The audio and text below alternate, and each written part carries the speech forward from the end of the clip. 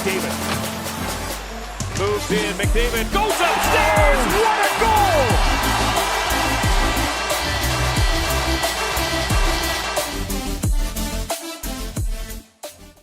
Hey guys, how's it going? It's Etanyos here. Welcome to episode number 7 of this NHL 20 Draft to Glory franchise mode with the Reading Royals. Today we are jumping into the 2022 NHL Entry Draft as we look to land some really good prospects here. We have 2 top 10 picks by the looks of it, and let's see how this actually goes. So I'm just going to shrink my face cam a little bit there. Like that big looks about good, and let's advance to the draft. So, oh my God, Tampa Bay? Really? Tampa Bay? Man, that's just dumb. 11 picks. 11 picks. They jump up by.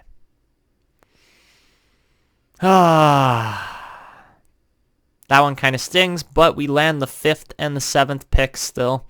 So not terrible, but that's rough, man. We had the number 2 and 5 picks there, and they just don't turn out for us at all. My God. Tampa Bay, you lucky team. So yeah, Tampa Bay is going to be the team landing Amir Ferguson here. He's going to be ridiculously good. They honestly don't need another defenseman right away. They have Victor Hedman, but oh well, that happened, and we just got to kind of move forward here now. So yeah, that was rough. Jeez.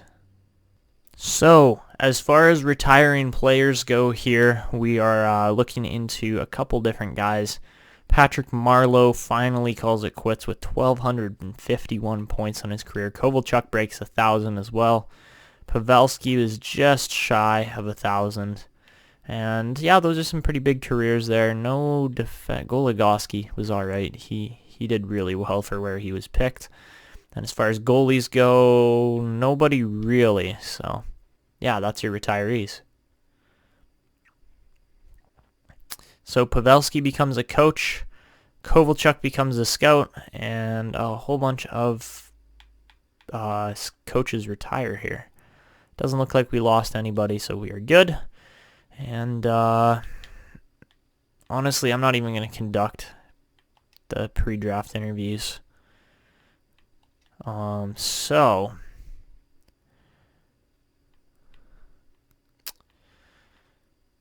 now it's decision-making time. We have to try to figure out what we're going to be doing here in this draft. I think, man, I wish we could trade up and pick up Ferguson. That would just, that'd be perfect for what we really need, to be honest. But unfortunately, we're not going to get him, and that sucks. But Tampa Bay is really going to be a lucky team here. They are going to be very, very happy with their first overall selection. Unless, you know what, if Tampa Bay doesn't take Ferguson first overall, then we will trade up.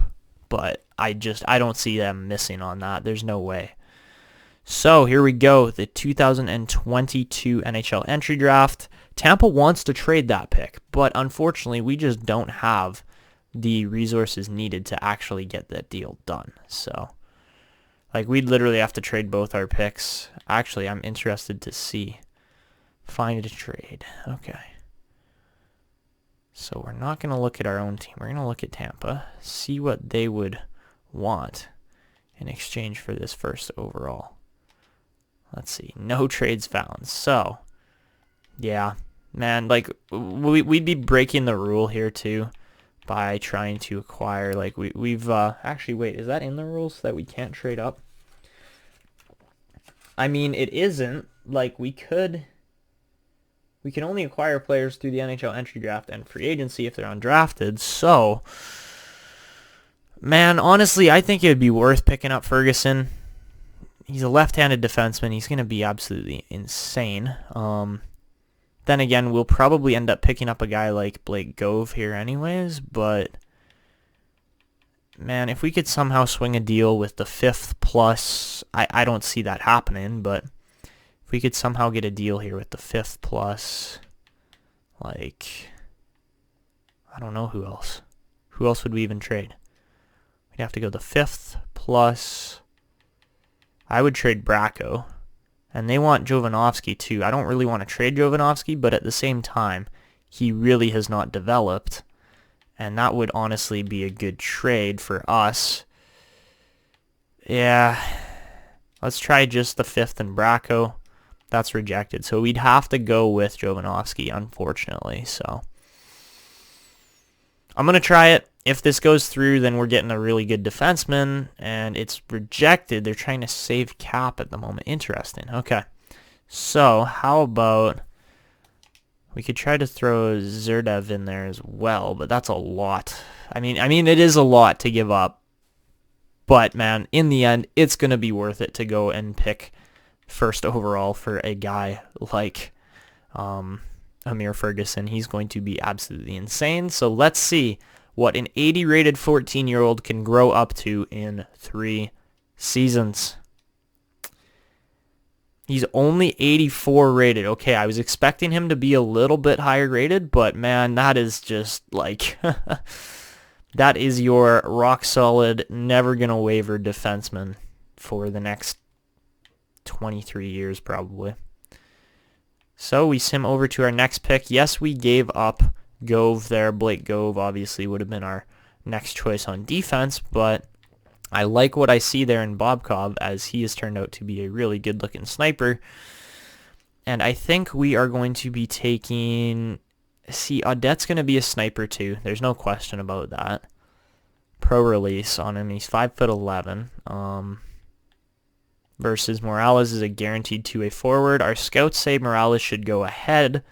I don't think so, though. I think Marcel Audette is going to be the better selection, especially on the left wing. And we just need to start filling out this second line a bit for the future. He's only 79 rated, and he's a 2-way forward. Shoot.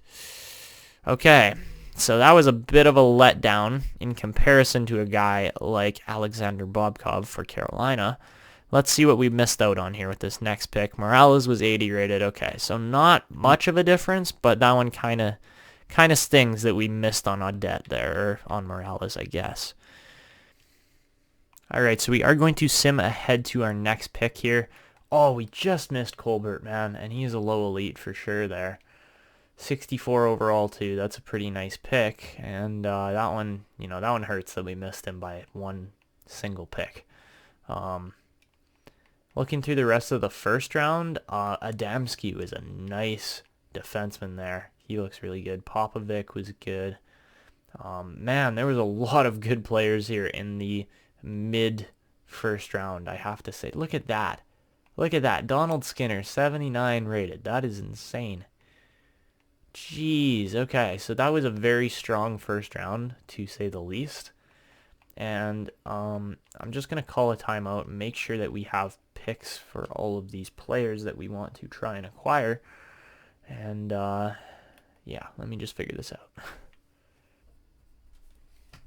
All right, so we are ready to make our next selection here. Obviously, we just missed, what's his name? Gilbert Colbert. That's an interesting name for sure. But our next selection here is going to be a defensive defenseman. He only has a 2-year ETA, and he's right-handed, so big needs here for our team. And, yeah, Igor Koroluk, nice pick there. 68 rated defensive defenseman. Very nice, for sure. Very nice pick. All right, so moving over to our next pick now, we are going to be selecting... Bergquist is on there, but I don't think we actually got him. Yeah, no, we missed Bergquist, which is too bad. I was going to take him, but... yeah, we missed him. And I think we made the right choice. I mean, Ovalstead would have been a nice defenseman too. Geez, 70 rated to Minnesota there. Oh my gosh. Jeffrey Skilly, how are you that good? 74 overall. Geez. Okay. Anyways, with the 60th selection here, I can't remember who we want to take. We could take Zadorov. Actually, he looks all right.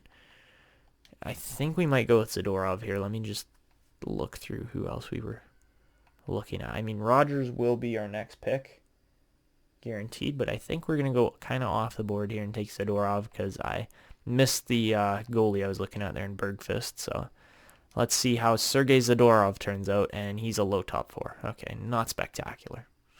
All right, so our next pick is guaranteed going to be better potential than what we have just been landing, but I mean, overall, that wasn't a terrible second round.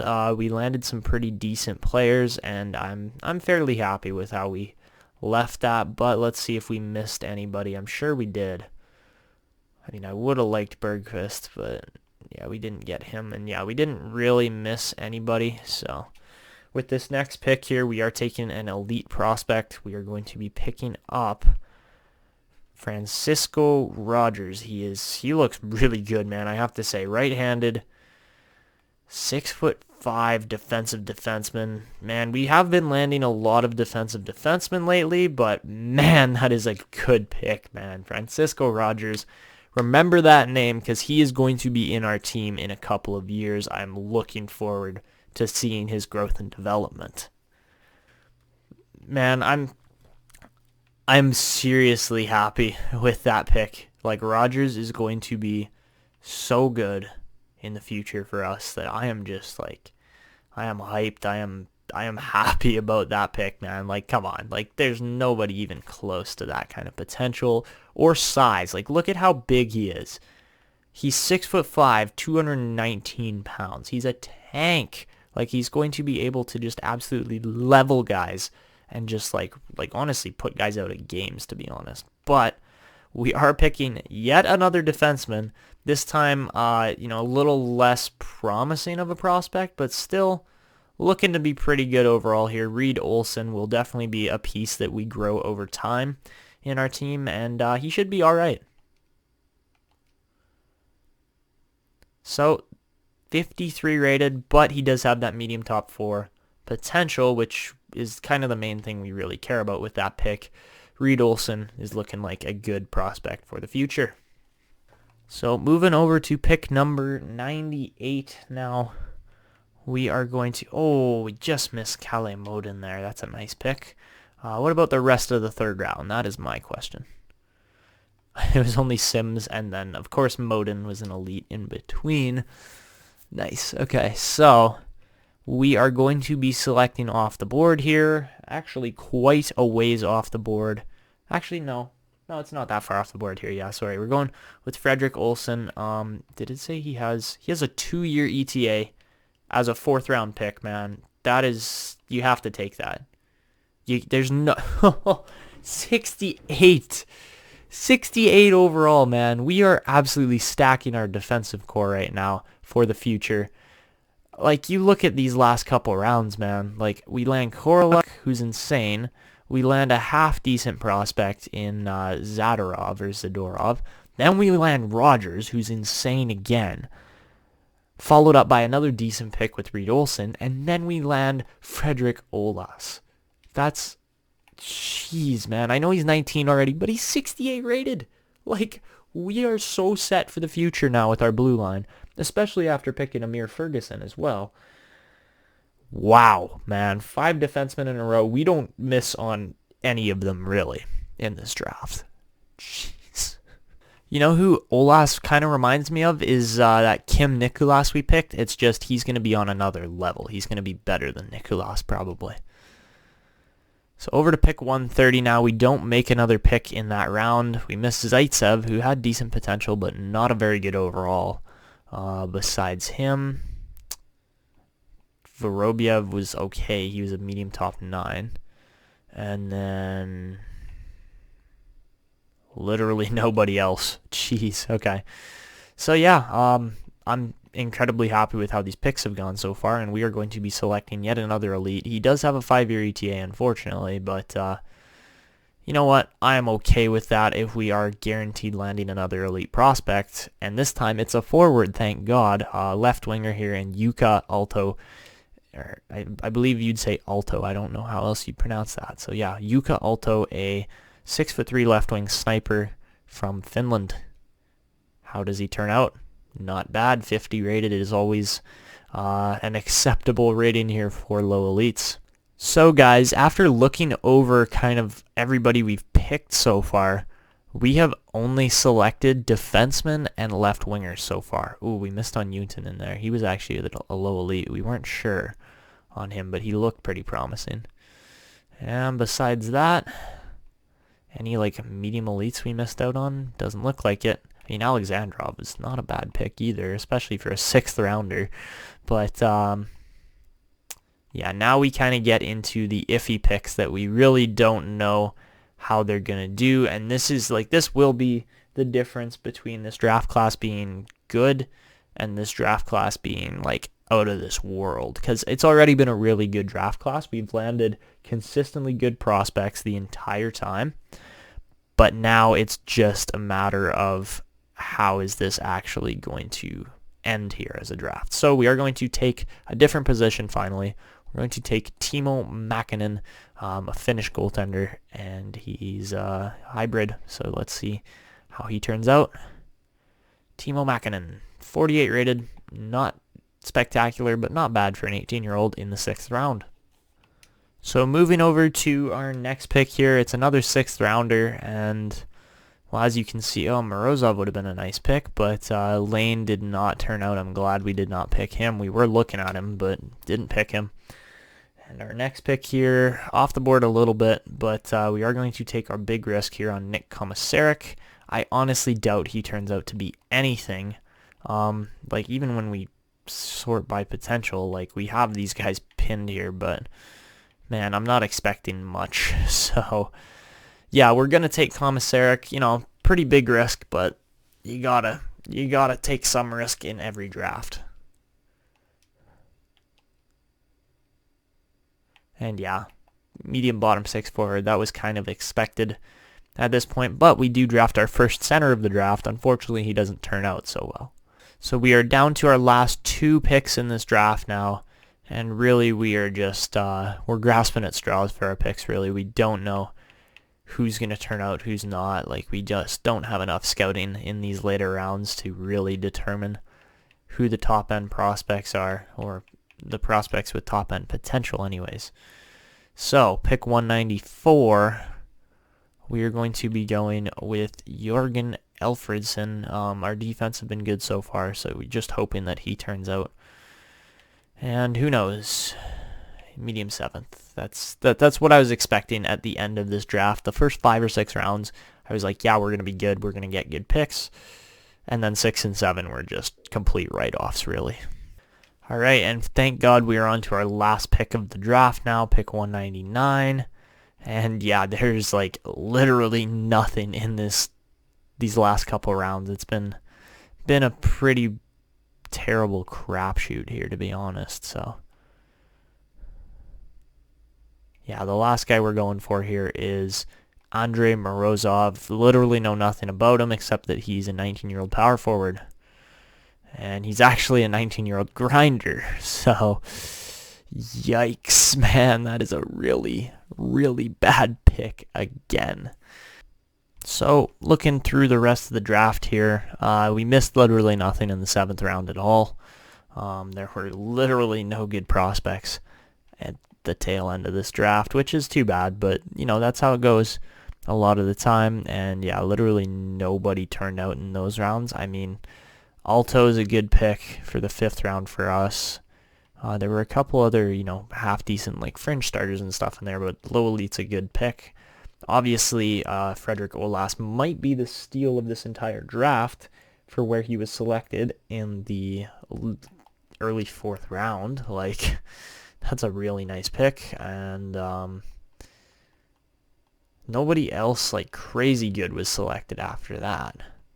Being 68 rated, that's like one of the best picks in the draft for sure. And yeah, I was just seriously impressed with how our picking went. We landed good players consistently. Obviously, the 2nd round wasn't as spectacular as it could have been. There were some other players in there that would have been better picks, but man, when you land a guy like Amir Ferguson followed up by a guy like Marcel Audet in one draft, you can't exactly complain. Like, we've got some of the best players or best prospects here in the league now. Anyway, so that is going to wrap up the 2022 NHL Entry Draft. And yeah, Like, I really could not complain about that draft at all.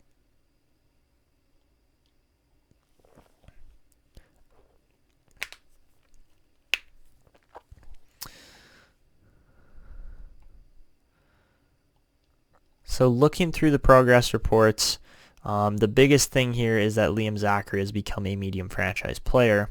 And I think that's really going to kind of affect how our team moves forward here. But at the same time, we do have a lot of guys expiring, like Connor Sherry and Tony D'Angelo. So they will probably be gone by the end of this season. We do have a really good future top pairing here, though, in Devin Scavello and Amir Ferguson, as long as they can both grow properly. If they can't, then we're going to have some struggles, but it's looking very promising at the moment. I don't think I'm going to renew any pro scouts. It just doesn't make sense. Like, we're not looking to add other players from the league or in the league here to our team for the most part, so yeah.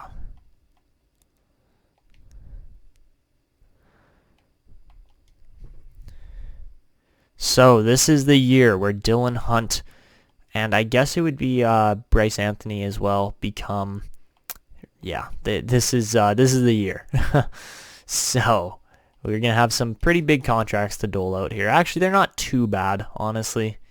Those aren't too bad. Like, Anthony's a little expensive, man. He's requesting a lot of money. But honestly, like, I'm not worried about those contracts, to be honest. The only thing I am worried about is how many like unrestricted free agents we have here moving forward. It's not good. Yeah, as you can see here, we are definitely gonna be in a bit of a tight situation here when it comes to actually yeah, jeez, this is gonna be tough. So I would say we have two kind of options moving forward here. The first one being that we go out, re-sign all of these players for like 2 seasons, and then just try to land as many NHL-ready prospects as possible. Because I just don't see any other way of doing this. Besides, the other option is that we just let our prospects play and don't sign any of these guys, even though a lot of them do want contracts again. That could be the other option, is that we say, screw it, you guys, none of you get a contract, and our young guns here all get to play. That would be tough, because guys like all these young guys coming up here, like Gunther and Nabokov, Ovechkin even, like, they're gonna struggle if they are playing at an NHL level. There's no question about it. They'll be struggling even playing at an AHL level, probably. So the only guy I'm not really worried about is Yaroslav Askarov, as I think he will be able to transition pretty well into the NHL here moving forward. But Bobkov definitely needs another season in the AHL. And I mean, as you can see here, 18 wins in 51 games is not spectacular, but he did lose a lot in overtime as well. So I think that's a little more promising. So yeah, Jari we're not signing. There's no way we're spending enough money to bring him back. We're going to sign Tristan Lennox here instead of Timofey Gonchar, just because it makes sense to go after Lennox, get him playing in the team here. And we will probably have Bobkov playing starting role AHL, and then Askarov will be a part-time goalie in the NHL. Looking at defense, obviously Amir Ferguson's got to get his entry level here. And then after that, I think we just sign all these guys for a maximum of 3 years. I'd say, yeah, maximum of 3 years. And yeah, just offer them all 3-year contracts, no more than that. And honestly, 3 years is what a lot of them are looking for too. So yeah, why not offer it? Hopefully kind of build our defensive core. That was an expensive contract for McCoshen. I just saw that, and I'm not impressed with it. So yeah, that's unfortunate. But our defensive core in the AHL should actually be pretty good here with additions of Korolyuk and Olas and even Rogers as well. They are going to get much better, no questions about it. Zadorov we're going to let sit. Bartlett we're going to let sit as well, even though he is 19 already. It just doesn't make sense to sign him, and he might end up turning into more of a trade piece here moving forward. Bodker got up to an 83, so we'll offer him the 3 years. Why not? Yakimowicz, this will be his year where he gets to play at an NHL level. We're looking forward to seeing him in action there. And besides that, Kazanov we can definitely sign. He's ready for the AHL. And honestly, yeah, this forward group is pretty weak still. So let's let Suni keep playing, keep these other 2 guys out of the AHL for a year. Because honestly, the AHL is more of a curse really right now than a blessing. So looking at the right wingers here, Connor Sherry wants a 5-year deal. We don't want to give him a 5-year deal, so we can offer him 3 years at 5.7. That's all right. Louis Eriksson honestly is pretty cheap for what he's asking for. We don't want to offer him 4 years. We want to offer him 3. Let's offer him a $6 million contract in total there, 2 years at $3 million. Boone Jenner does not want to re-sign. That's too bad, but at the same time, it clears space for Marcel Audette, which is kind of what we want. Besides that, I would say we want Gunther playing. Maybe not, actually. No, we have to sign Peterka. So we want Peterka. Let's see, how many guys do we have that can actually play properly here? We got 1, 2, 3, 4. I'd say we qualify Smith. And yeah, none of those guys even want contracts. Ikkinen's already 27. I'm totally fine with letting him walk. And yeah, that should be fine for the most part there. We just got to do this Bryce Anthony deal, which is going to be a little pricey for what he's probably worth. And yeah, like an 8-year deal's too much for him for sure. So we can offer him the 3 years at 9.1 and see where he goes with that. And then looking at our centers here, this is kind of the biggest question in this team, is where are our centerpieces going to end up here?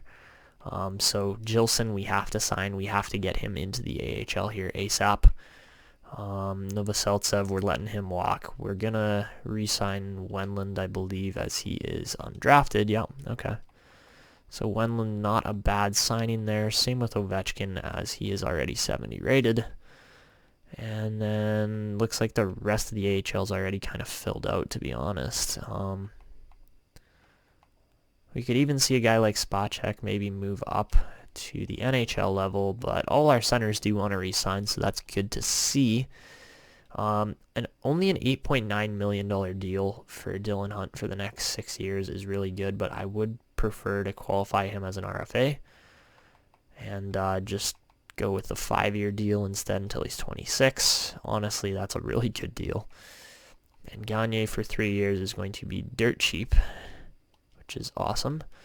Cedric Paquette, same kind of deal. He's going to be stupid cheap. And David Backes, man, is he even worth the money at this point? He's 38.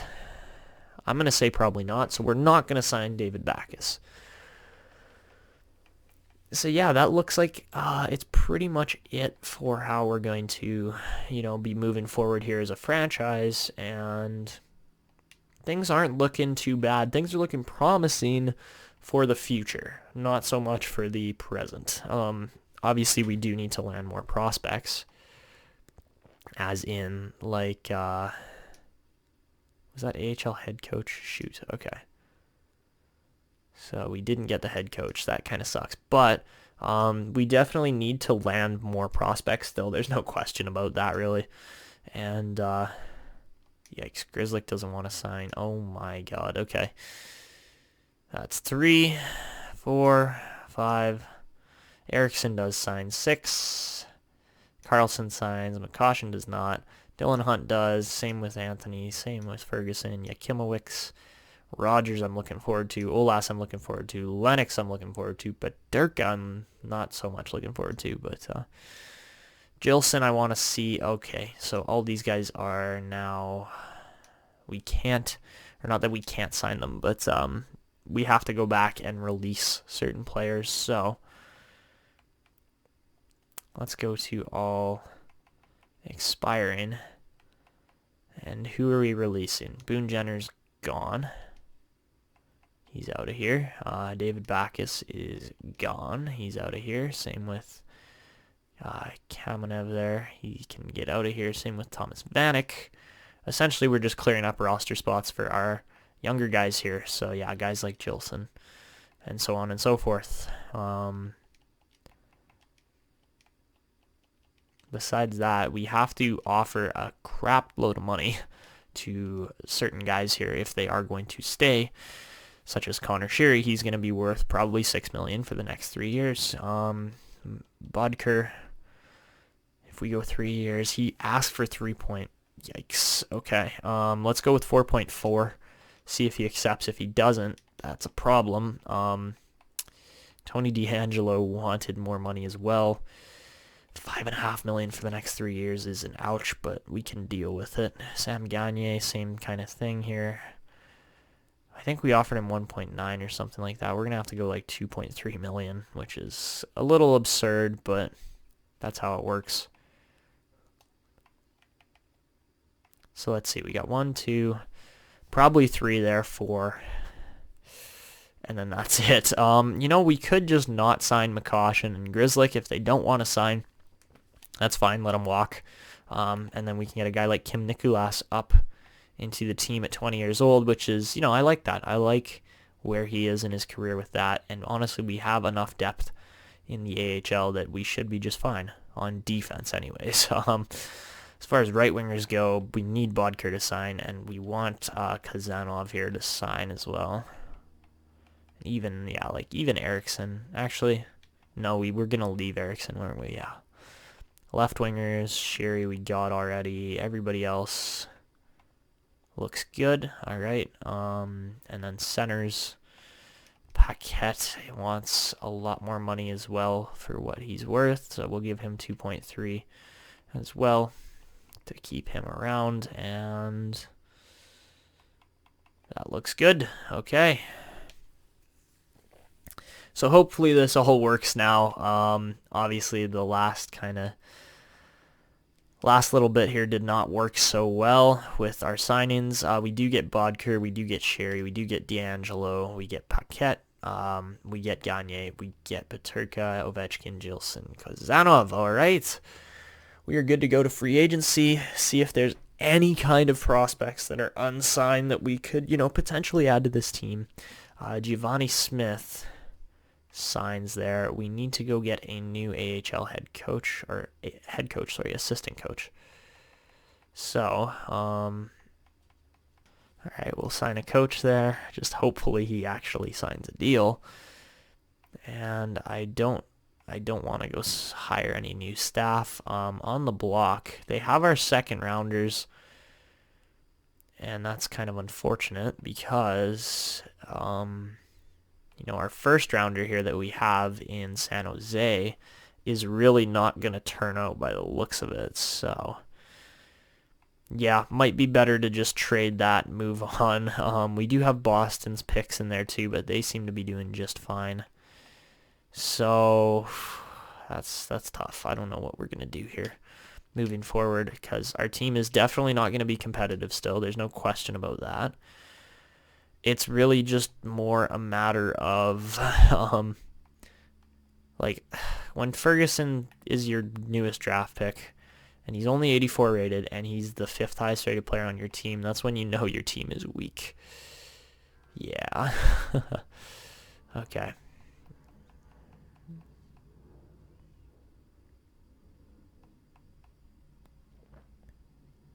So it's funny because all the guys in the AHL actually grew properly. Like, they had growth. The guys in the NHL did not because we played so terribly. But, that's just how things work, and we have to move forward with that with, quite a bit of regression in our team, to be honest. Looking at the unrestricted free agents here. There are some really good players in there, but unfortunately, I don't think any of these guys really apply to players we can pick up. We could get Doug Bucenius. I don't think we need to.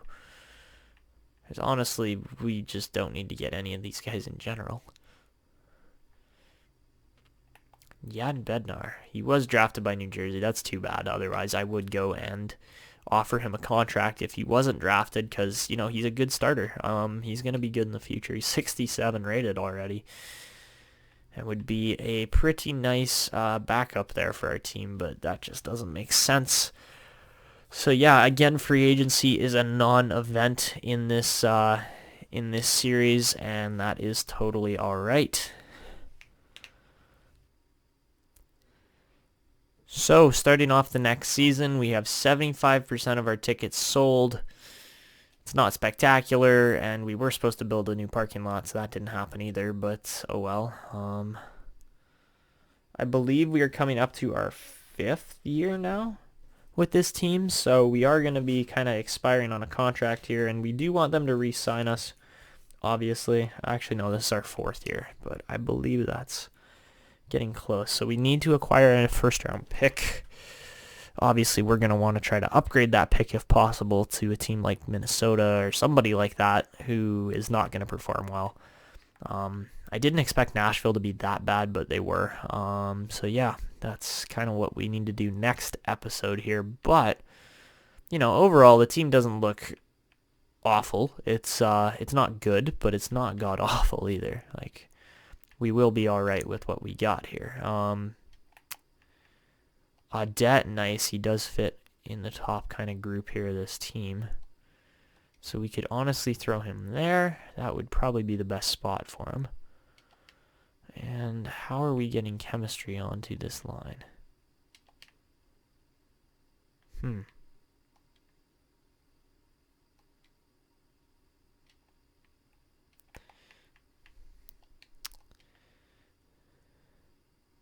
Honestly, Yakimowicz fits really nice where he is there. If we could go like... Oh, I don't know.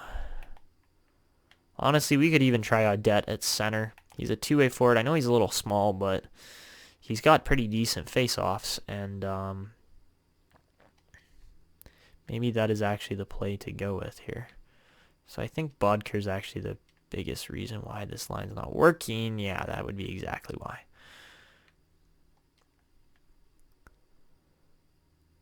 So, even though we just offered Bodker a big chunk of money there, I honestly would prefer Yakimowicz's growth over his money. I really could care less about that. And I think we want Scavello up top. We want... Honestly, Carlson and Juice together on the bottom are good. And I really want Ferguson and Scavello playing together here because that's what they're going to have to get used to for kind of the remainder of their career with this team. We do have Kim Nicolas as well, who I would much rather be getting into this team than anything else, really. So, yeah. Let's definitely put Kim Nicolas in and have Christian Juice as our sub.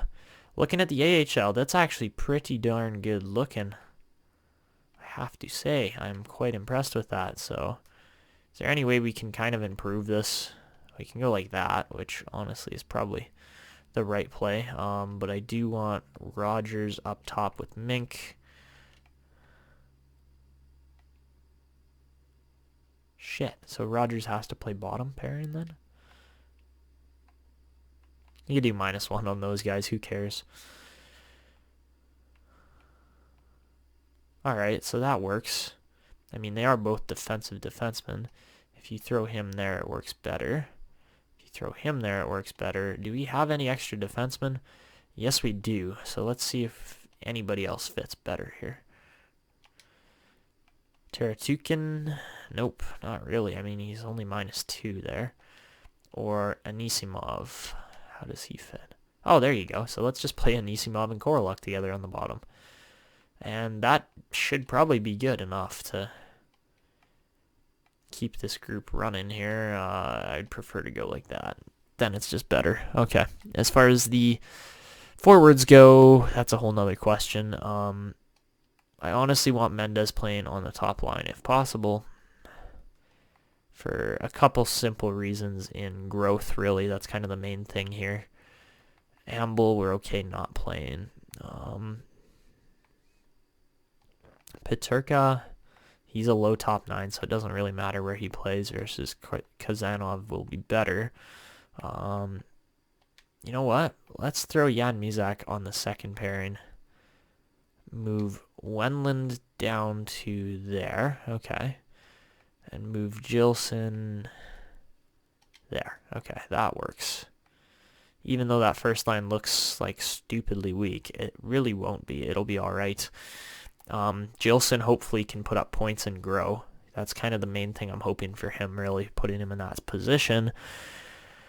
And then our goalies here, we got Bobkov, and then we got Timmins. Okay, I guess, yeah, Timmins can be the guy we go with there in goal. And then we didn't even look at our goalies here, but Askarov's actually the best goalie that we have at 79 overall. He's grown quite nicely, I have to say. So yeah, that's our team moving forward into this next season. You know, a little bit weak here and there, but overall I think we're going to be all right. I would prefer Giovanni Smith in here, but unfortunately that doesn't work. So, or maybe we just don't play Bodker, say screw you Bodker, we're going to put, what's his name, Kramerer in here, yeah. Do something like that. You know what, that'll be fine. Okay, so yeah, that's our team. We're going to be wrapping up this episode here now, and the only thing we have to check really is the captains. It hasn't changed. As far as jersey numbers go, Ferguson's wearing number 90. Nicolas has got number 46 on. We'll have to check that. And are there any other new players that I haven't created or anything? Askarov, of course, yeah. We're going to give him number. Honestly, he's our better goalie. You know what? Askarov is our better goalie. We're going to give him number 1. And then we're going to give Comrie number 30 or 31. Oh, someone in McCarron's 31 already. Okay, well, let's give him 30. All right, so that is our team, and really that's going to wrap up the episode. So if you guys are enjoying this Draft to Glory franchise mode, then please go down below, consider subscribing to the channel if you're new, leave a like on the video, do all that good stuff, and yeah, next episode we will be continuing this series with really a depleted, but not completely out of it, Reading Royals team here that, you know, I'm looking forward to. They have a bright future, especially when looking at their defense and goaltending, but yeah, that's going to be it for me. This is Etanyos signing out, and see ya!